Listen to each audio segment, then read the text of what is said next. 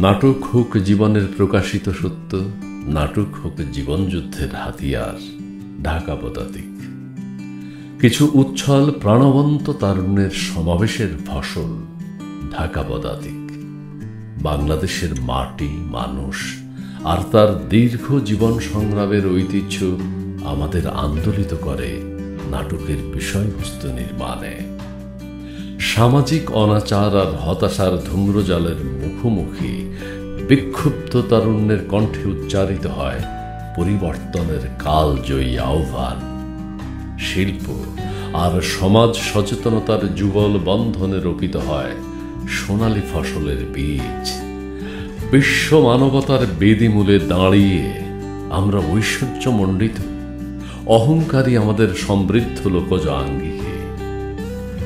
ঢাকা পদাতিক বিশ্বাস করে নাটকের গভীরে প্রথিত জীবনের শেকড়, সেই শেকড়ের সন্ধানে, সেই শেকড়ের সন্ধানে আমরা বারবার আসব অজস্র শক্তিতে